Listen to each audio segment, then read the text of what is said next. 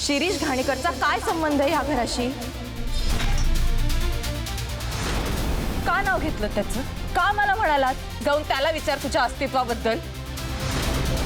माझी आई जी आता या जगातच नाहीये, का तिच्यावर असे खोटे आरोप लावताय तुम्ही? सांगा मला, काय संबंध आहे शिरीष घाणेकरचा माझ्याशी किंवा माझ्या आईशी? नाही, बरोबरच आहे. एरवी जगासमोर खरेपणाचा बुरखा घालून फिरणारे तुम्ही खरं तर खोटारडे आहात. मला माहितीये ना, तुम्हाला माझी आई कधी आवडलीच नाही, म्हणून असं काहीतरी खोटे आरोप करते आता तिच्यावर. खोटे आरोप नाहीये ते, सत्य आहे.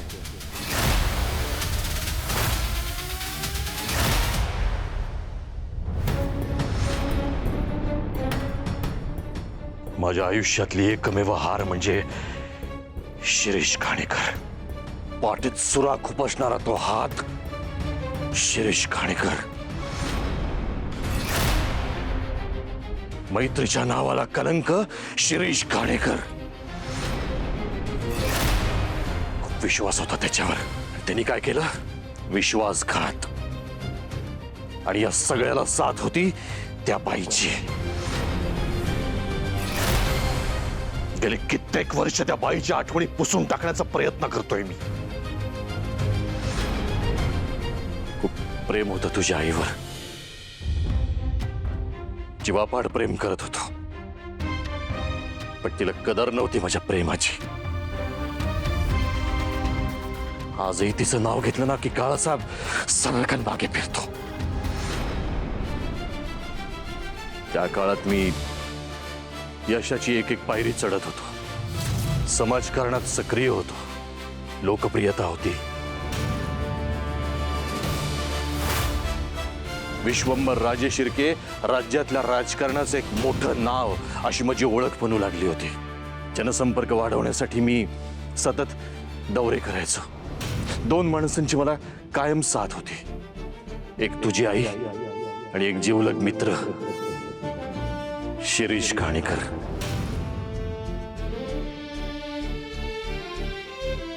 लोकांमध्ये, सभांमध्ये, मोर्चांमध्ये कुठेही गेलं तर या दोघांशिवाय माझं पान हलायचं नाही.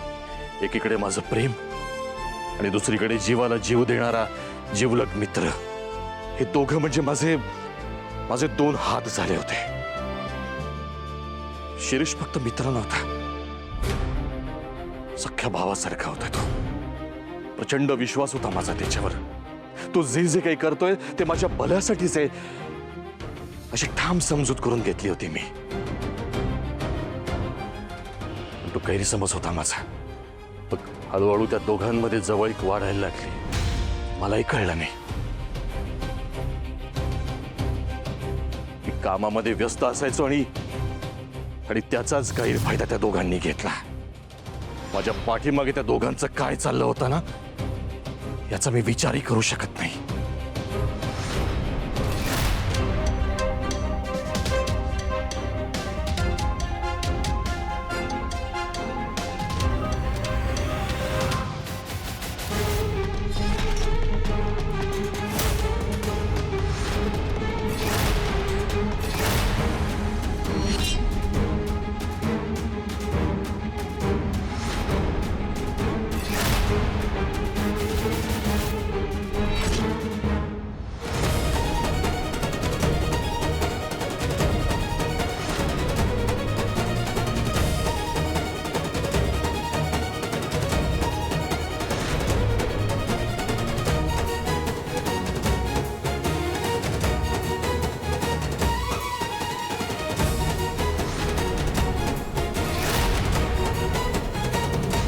त्या दिवशी मला सगळं कळलं.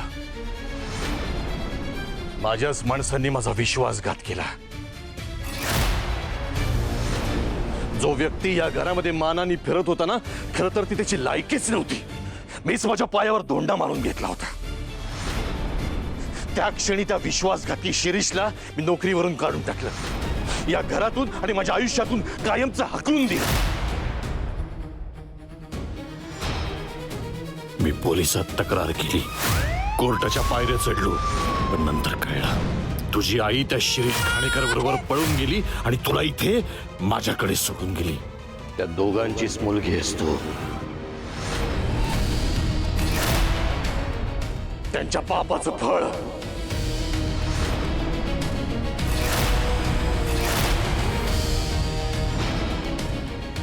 माझ्या आयुष्याला लागलेला कलंक आहेस तू, जो कलंक गेली 23 वर्ष पुसण्याचा प्रयत्न करतोय मी.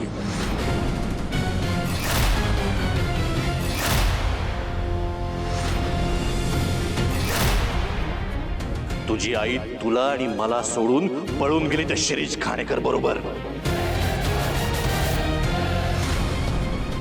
त्या दिवशी या घरातली सगळी नाती मेली आणि मी सुद्धा.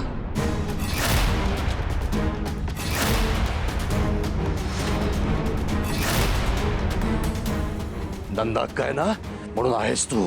तिने समजवलं मला लेकराचा दोष नाहीये यात, म्हणून आज इथे उभं राहून बोलू शकतेस.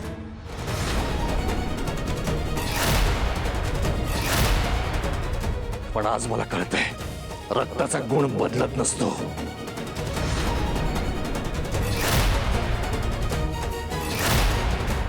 अरे विश्वंभर, तू का सांगितलंस तिला सगळं हे? हा, कळू देत सगळं. तिची आई कशी होती ना हे तिलाही कळू देत आणि तिला मदत करणाऱ्यांनाही कळू देत. झाला सगळा तमाशा, मिळाली उत्तर, संपवा तमाशा.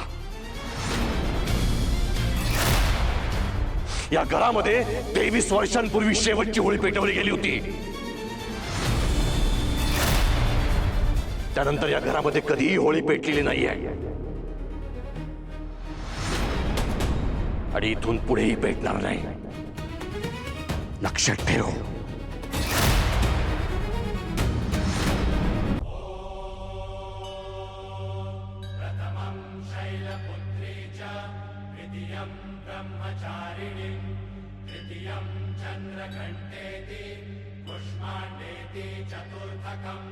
पंचमं स्कंदमातेति षष्ठं कात्यायनेति च सप्तमं कालरात्रीति महागौरीति चाष्टमं नवमं सिद्धिदात्री च नवदुर्गाः प्रकीर्तिता.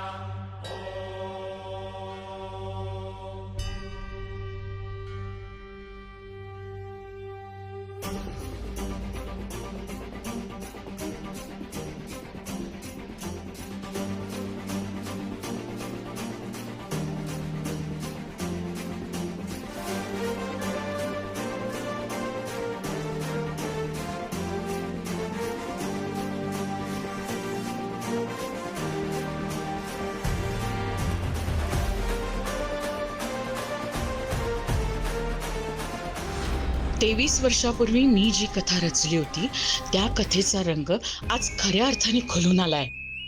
त्यावेळी विश्वंभरनी तेच पाहिलं होतं जे मी त्याला दाखवलं होतं आणि आजही विश्वंभर तेच बोलला जे मला त्याच्याकडून बोलून घ्यायचं होतं.